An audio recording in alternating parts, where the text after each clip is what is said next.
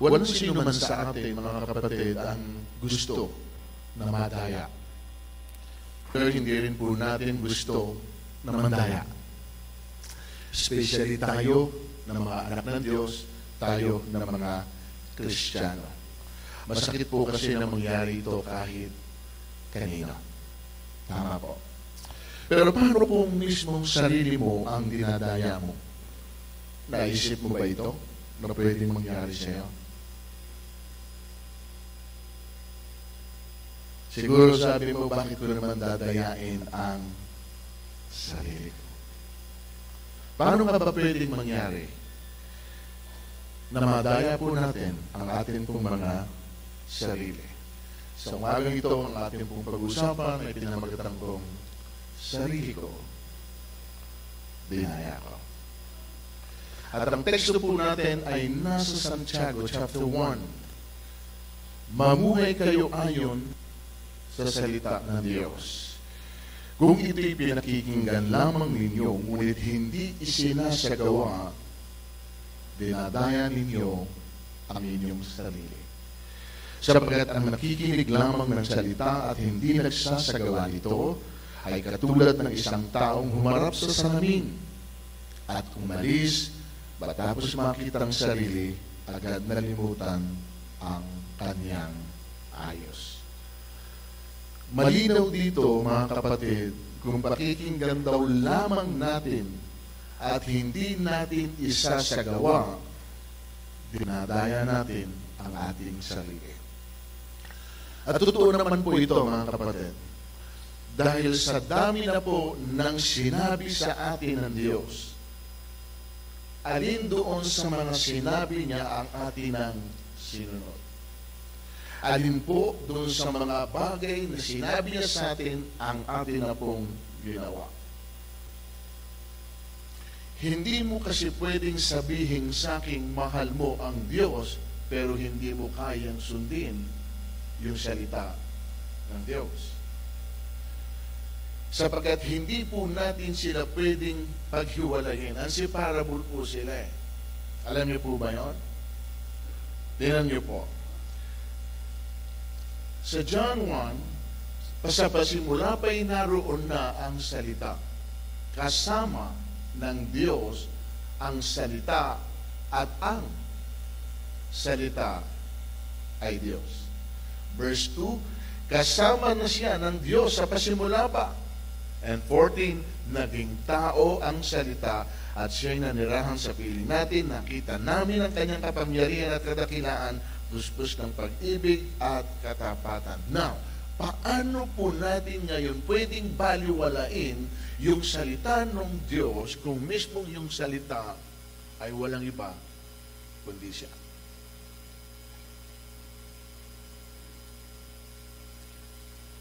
Doon po sa 2 Timothy chapter 3 verse 16, ang sabi po ron, all the scripture is God's breath.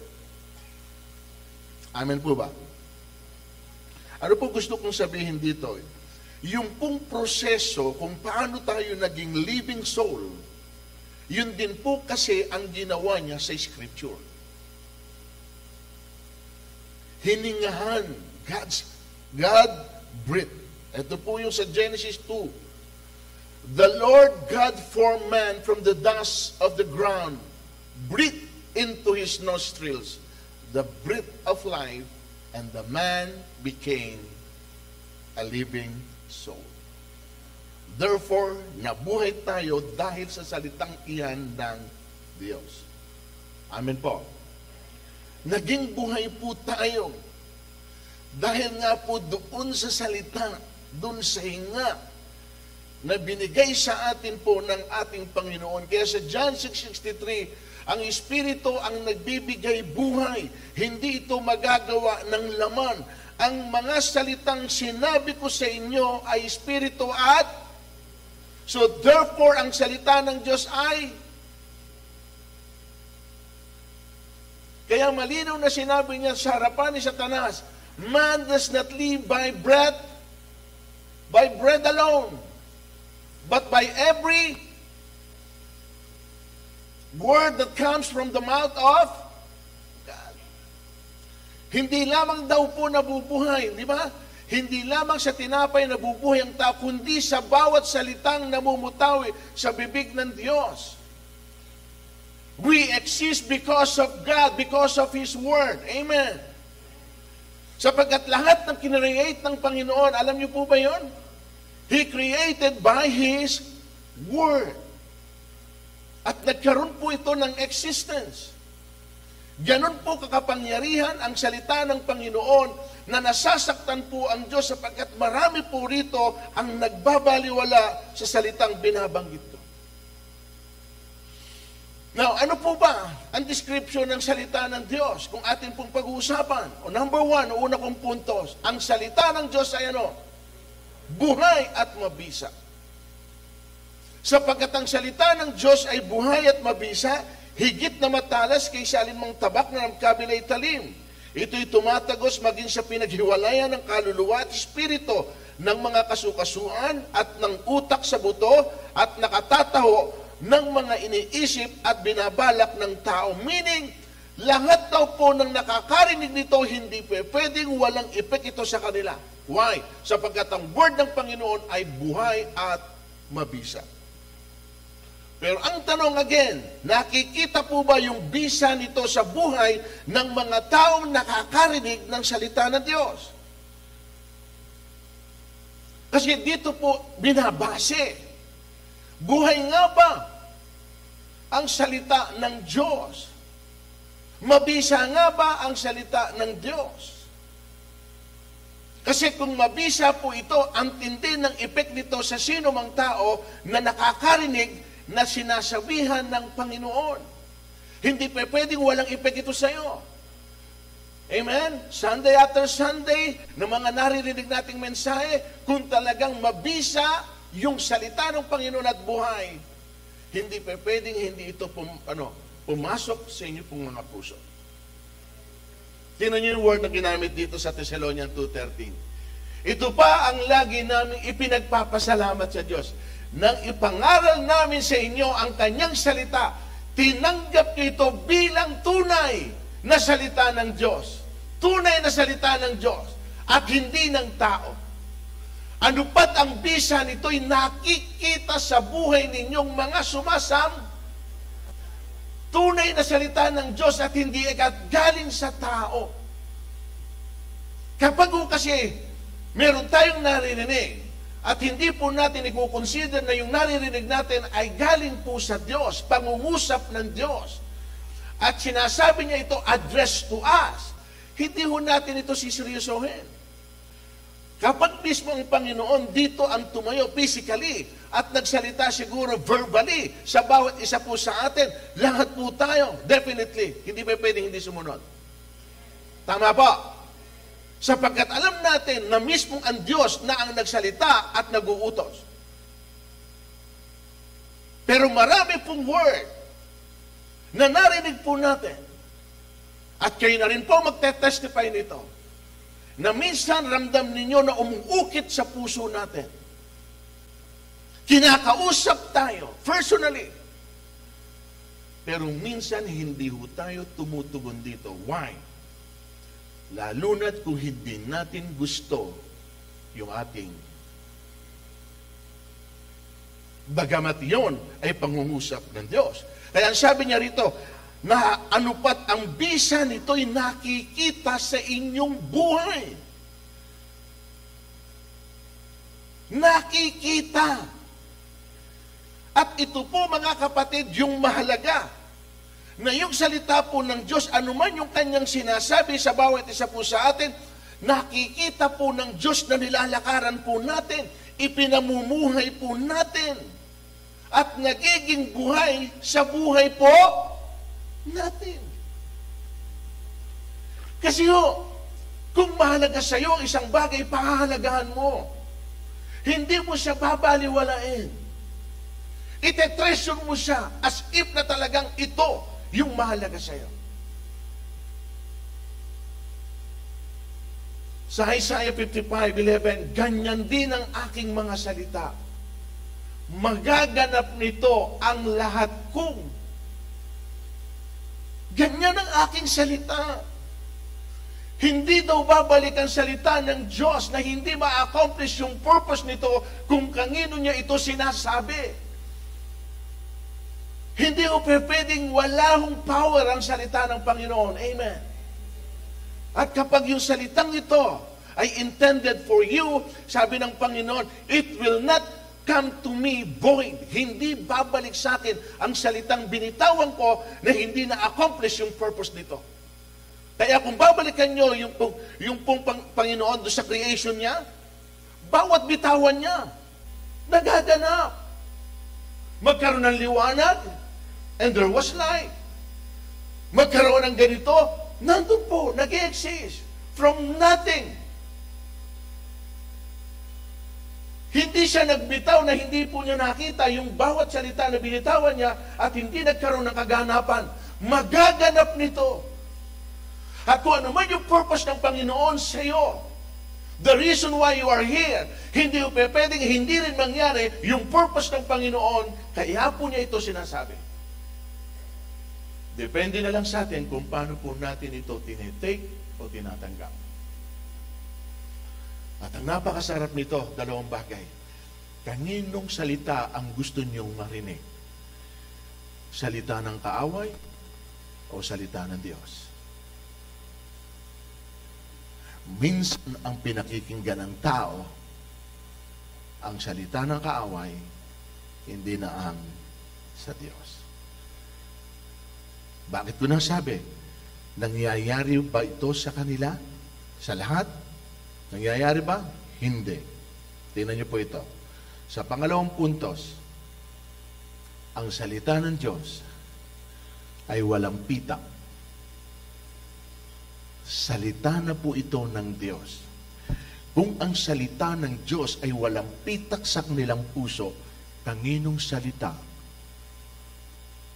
ang merong pitak sa kanila?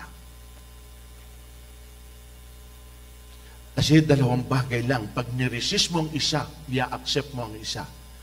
Pag tinanggihan mo ang salita ng Diyos, kaninong salita ang tinatanggap mo? Walang pitak sa inyong puso ang kanyang salita sapagkat hindi kayo nananalig na sinugo sa akin na sinugo niya. Ang gusto ko lang makita ninyo yung phrase na yun, walang pitak sa kanilang puso. Dagdagan pa natin para mag-convincing. Walang halaga sa kanila.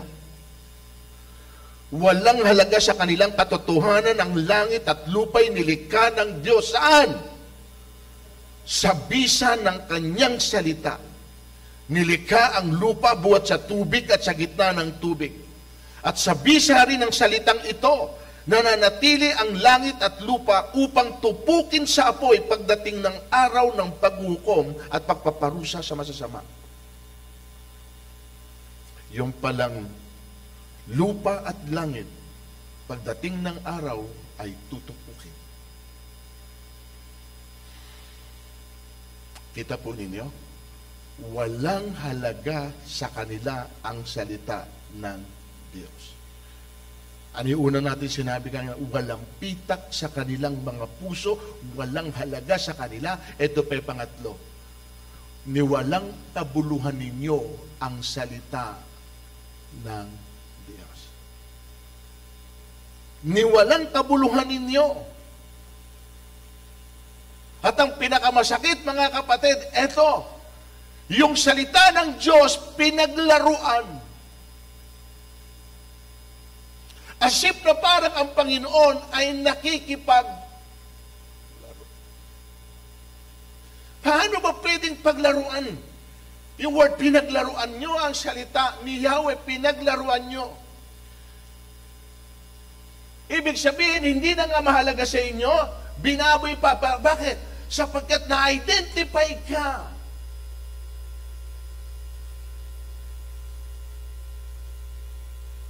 Na anak ka ng Diyos. Believer ka ng Diyos. Pero ang nakikita po sa atin ay hindi po yung ine-expect na parang baka Diyos.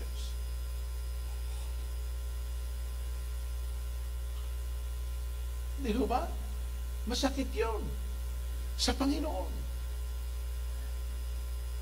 Alam niya kung gaano po ka-powerful yung kanyang salita. At alam natin, di ba, binanggit na natin, yung salita niya walang iba kundi siya.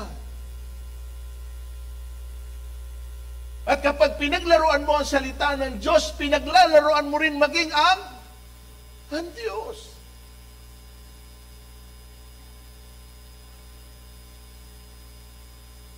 Sabagay, hindi naman po ito makakaila sa atin pong Panginoon.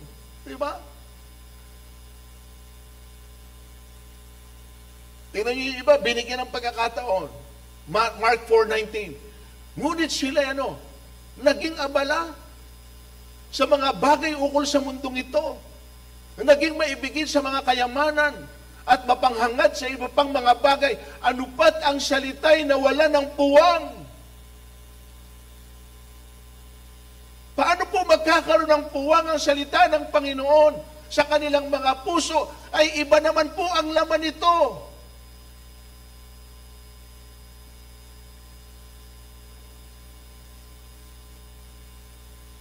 Kung magkakaroon po ngayon sandali ng major operation, kaya ang bawat isa sa atin, at tingnan ng Diyos kung ano talaga ang tunay na laman ng puso natin, ano kaya ang ma-expose sa Kanya right now? Ano ba talaga ang laman ng puso mo? Ako ba talaga? O yung mga bagay na gusto mo pang mangyari sa buhay mo, na hindi mo pa, na hindi ka pa complete na masasabing hanggang hindi nangyayari ito sa buhay ko, hindi ko masasabing ako'y masaya.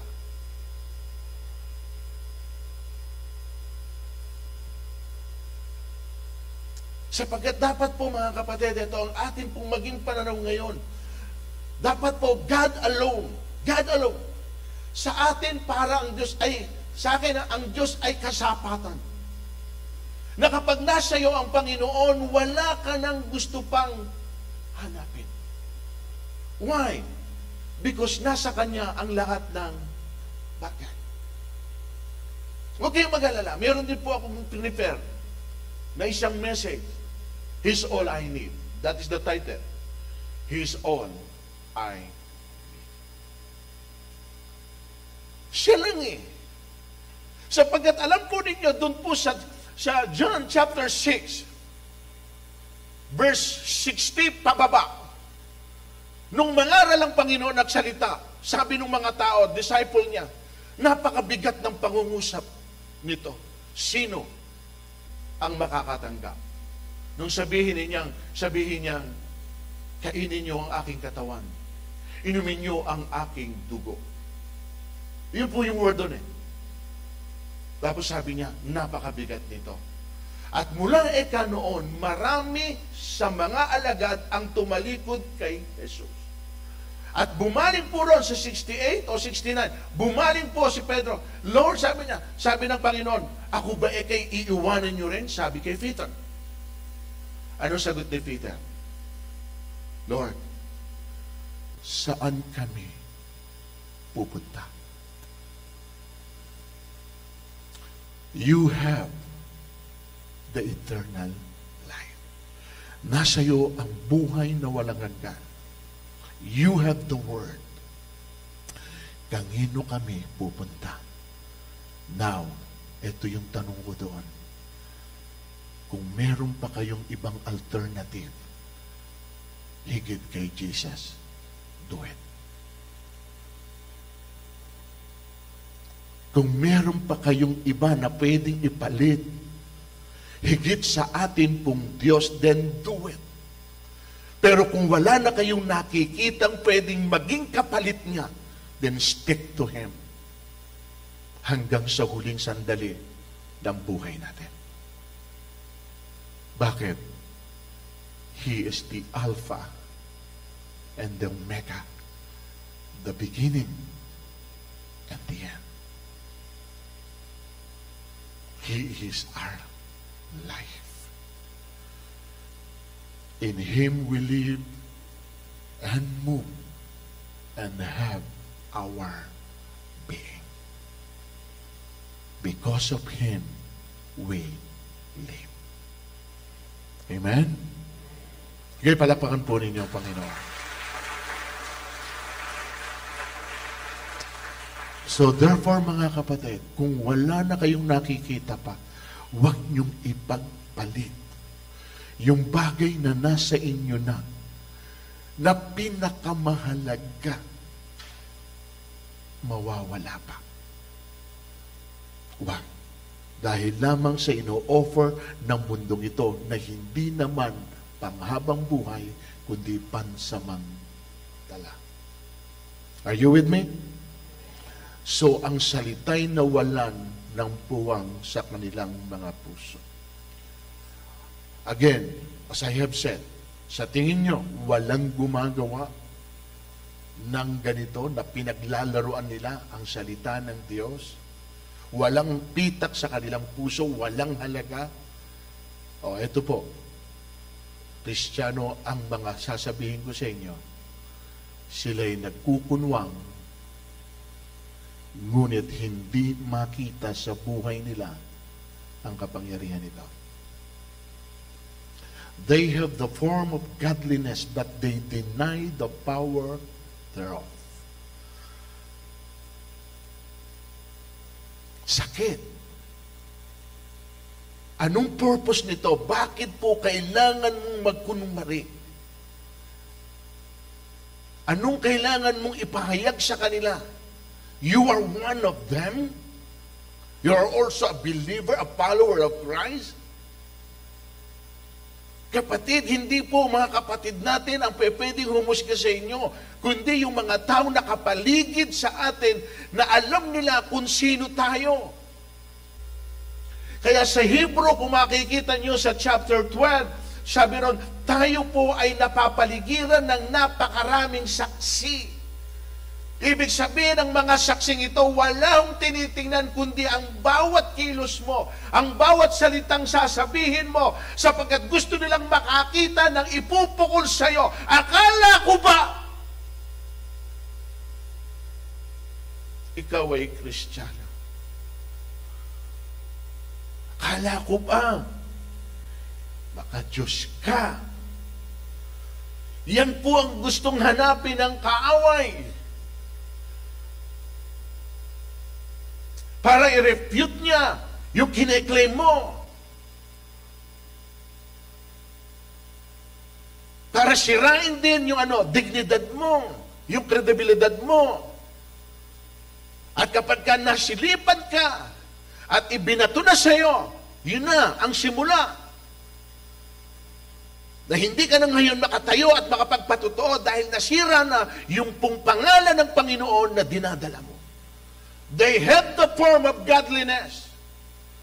May mukhang kabanalan.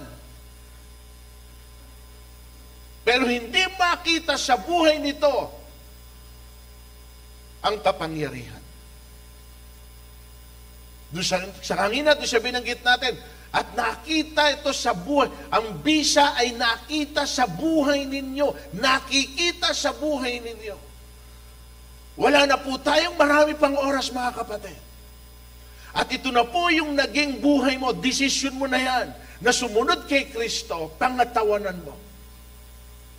Kailangan itaguyod mo sa habag ng Panginoon hanggang sa huli, na may pagmalaki ka ng Panginoon. At yun yung pinakamaganda na marinig mo mula sa Kanya. Good and faithful servant. Good and faithful servant. Nanatili kang tapat hanggang sa wakas, hanggang kamatayan. Good and faithful servant. Buhay mo na yan, church. Kapatid, buhay mo na yan. Huwag mong hayaang agawin pa yan sa iyo ng kaaway. Huwag mong hayaan na yan din ang gamitin sa iyo ng kaaway para hiyain ka at ang Panginoon sa iyong buhay.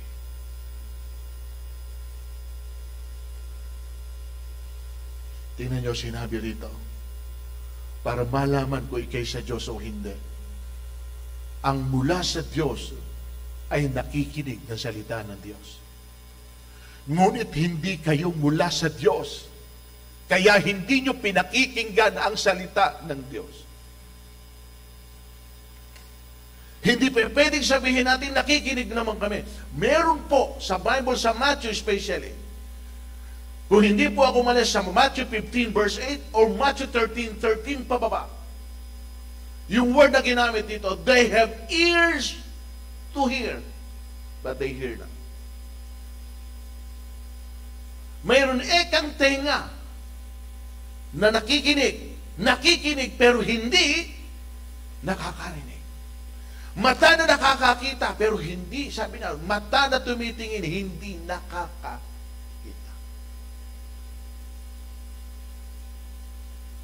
They have eyes to see, but they see not. They have ear to hear, but they hear not.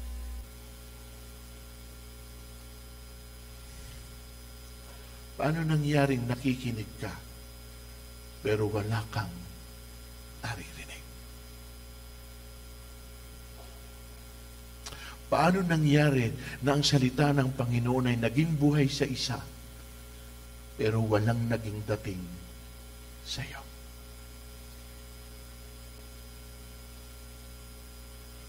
Kapatid, tanong.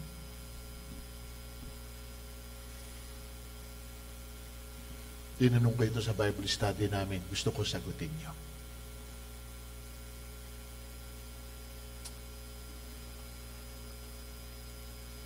Nagkasala ba muna ang tao saka siya nanlamig? O nanlalamig na siya kaya siya nagkasala?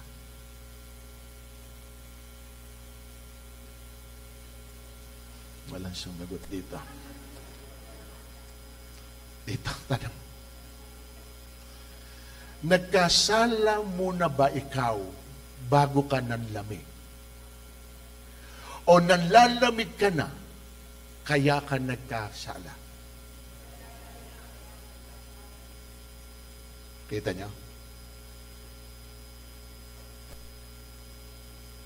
Kaya doon sa Revelation 2:4, ano sabi ng Diyos?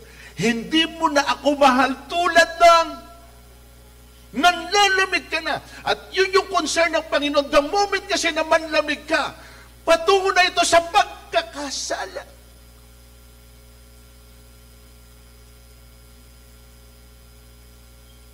Kaya ayaw ng Diyos na dumating sa iyo na manlamig ka na sa bagay na ginagawa mo.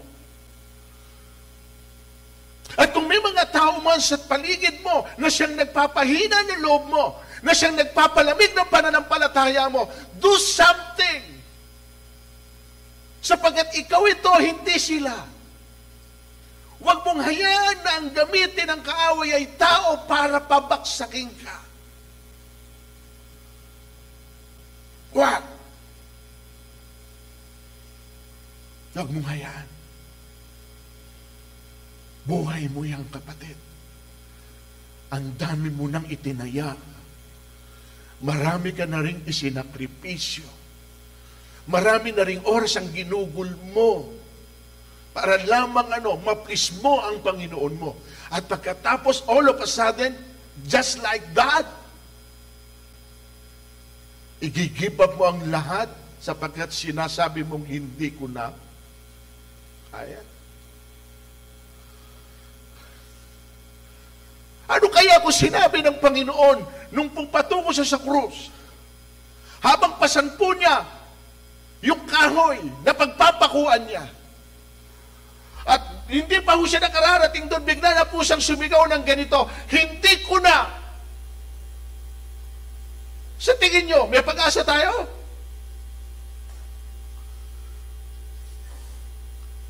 Wala. Kung iginibap yun ng Panginoon para sa atin, wala ho tayong kaligtasan ngayon. At kung hindi ito'y ginibap ng Panginoon, alang-alang sa iyo, para mangyari yung purpose niya, na makasama ka niya, sana ganun din yung hangarin mo. Lord, kaya iniingatan ko ang buhay ko sapagkat may pangarap ako na isang araw, I will be with you. Yung kinanta natin, ayoko nang malayo sa iyo.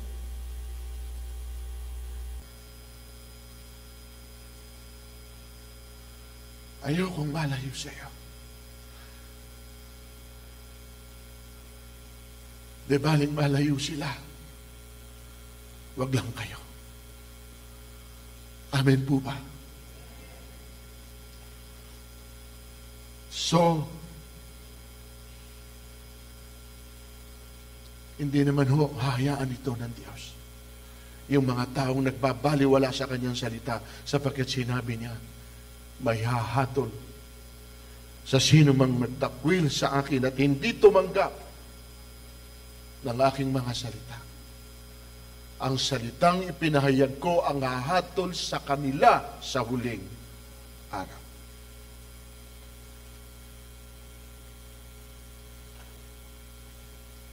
Pangatlo na puntos, ang salita niya isang tanglaw. Salita mo isang tanglaw na sa akin ay patnubay, liwanag na tumatanglaw sa landas ko. Nakita niyo? Kung paano po ang salita ng Panginoon ang siyang umaakay sa atin upang hindi tayo ma-stumble. Upang makita natin ang lahat ng hinahakbangan natin so that madali nating marating kung saan man natin nais na tumungot pumunta. Salita mo isang tanglaw sa akin na pumapatnubay. Psalm 119 verse 130, ang liwanag ng turo mo'y nagsisilbing isang tanglaw. Ano binibigay? Tunong. Sapagkat ang salita ng Panginoon ay punong-puno ng wisdom. You can learn from it. Marami kayong matututunan. Marami pong salita ng Diyos na may kaugnayan sa realidad ng buhay. Na kapag alam po natin ito at atin po talagang isinapamuhay, naku, napakaraming magagandang bagay ang mangyayari po sa atin. Tingnan niyo pa isang kasunod. Pagkat ang utos ay ilaw, ang turo ay tanglaw, at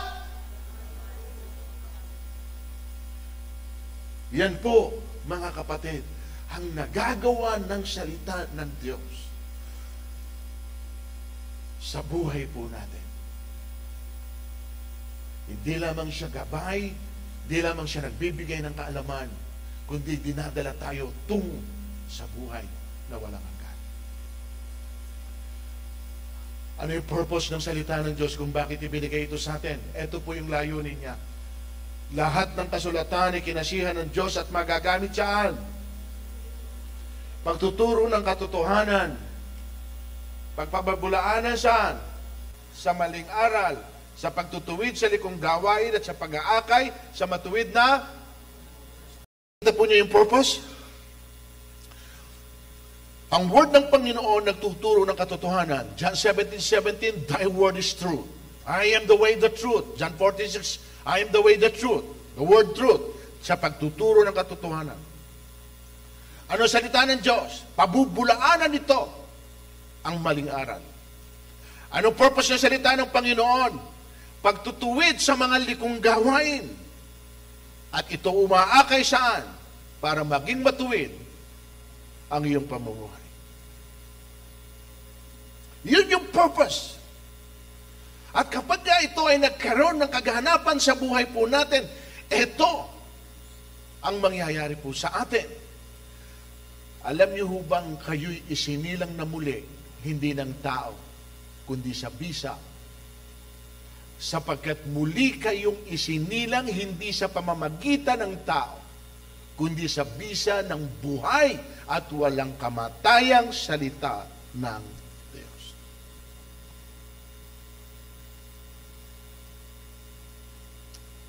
Yan, yung salita ng Panginoon kung gaano po ito kakapangyarihan. O ngayon, in our conclusion, ano ang sinasabi sa atin? Siya ang ating, tayo ay kalinga niyang mga hirang, mga tupang kanyang. O ano pakausap sa atin? Ang kanyang salita ay ating pakinggan. Now, anong nasa dulo nito? Kung sakali na yung naririnig mo ay ginagawa mo. Itutuloy ko yung atin pong teksto sa Santiago 1 verse 22, pababa hanggang 24 lang kinuha ko ron eh. Yung pong 25, eto po yun. Ngunit, ang nagsasaliksik at patuloy na nagsasagawa ng kautosang sakdal at nagpapalaya sa tao at hindi isang takapakinig lamang at pagkatapos ay nalilimot, ano sabi puro sa taong yan? You see the reward? Kaya pala sinasabi ng Panginoon, huwag ka lamang maging tagapakinig. Gusto ko, doer ka ng iyong naririnig. Why? Sapagkat the moment na ginawa mo yung iyong naririnig, may reward to you. Sabi niya rito, pagpapalain kita sa lahat ng iyong. Worth it ba, kapatid? Yun ang sinasabi natin. Akala natin, kapag nag-utos ang Panginoon sa atin na gawin natin yung ipinagagawa niya sa atin, akala natin ang gandun lang. Hindi ninyo alam na kaya po niya ito ginagawa at inuutos sa atin sapagkat meron din siyang personaling gustong gawin. Gawin mo, anak, yung ipinagagawa ko sa iyo. At gagawin ko naman din yung gusto kong gawin na nararapat dahil sa pagsunod mo. Palapakan natin ang Panginoon. Tayo po manalangin. Minsan patas po natin ang ating mga kamay all together. From where you stand, magkaroon po tayo ng pakikipag-usap sandali sa ating Panginoon. Maging totoo ka sa sarili mo. Marami na siyang sinabi sa iyo at patuloy na sasabihin. Pero hanggang hindi mo nagagawa yung una niyang sinabi sa iyo, walang saysay yung mga sasabihin pa niya sa iyo. Alin doon ang gusto mong gawin at sundin? Alin din yung gusto mong suwayin? Kung tunay na salita ng Diyos yung naririnig mo, anong dahilan para hindi mo ito pakinggan at itreasure? Lahat po tayo guilty sa bagay na ito. Humingi po tayo ng tawad. At sabihin natin sa Panginoon, Lord, napakarami mo nang sinabi. Pero alin doon yung nasunod ko't hindi? At bakit nahihirapan akong itong gawin? Naniniwala ba ako talaga sa iyo? Ikaw ba talaga ang Diyos ko? Dahil kung ikaw ang Diyos ko, bakit nahihirapan ako na sundin yung sinasabi mo? Bakit hindi ko magawa na ipagtiwala sa iyo ang lahat ng bagay? Kung yung buhay ko na ibigay ko sa inyo, anong bagay, Panginoon, ang hindi ko kayang ipagtiwala higit sa akin buhay? Kaya po ako naririto dahil mahal ko kayo. Kaya ako linggo-linggong pumaparito, sumasamba sa inyo kasi kinikilala ko kayo.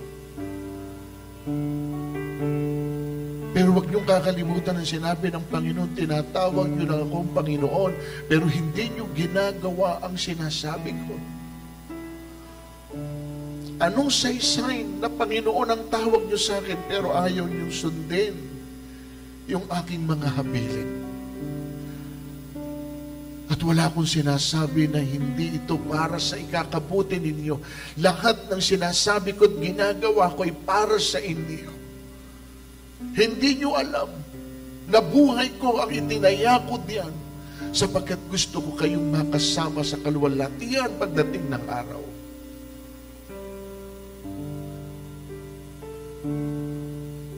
Nak, meron pa bang iba maliban sa akin? Meron pa bang ibang mahalaga sa iyo? Meron ka ba bang mas mahal more than sa akin na siyang nagmahal ng totoo sa iyo, na walang pagkukunwari?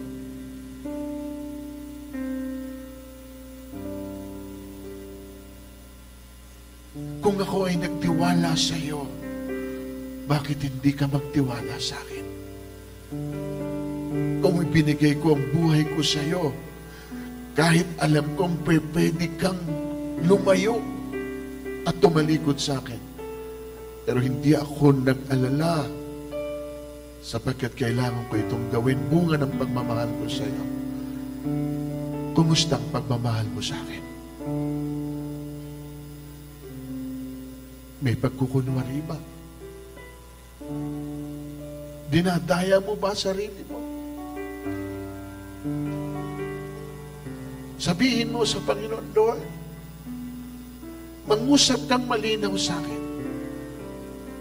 At kung talagang ito'y pangungusap mo, kahit hindi ko kaya, sa tingin ko sa sarili ko, gagawin ko. Dahil gusto kong masunod yung sinasabi mo. Bahala ka na sa buhay ko, Panginoon. Bahala ka na. Sa iyo lang ako magtitiwala. Lord, ini-entrust ko sa iyo ang bagay na ito. Kayo naman ang nakakasiyasat ng puso ng mga anak mo. Kayo naman din ang nakakapatid ng iniisip ng mga anak mong ito. Alam mo kanilang pagkatao. Alam mo yung kanilang gusto. Alam mo kung ano yung ayaw din nila. Nagkakaisa kami sa umagang ito.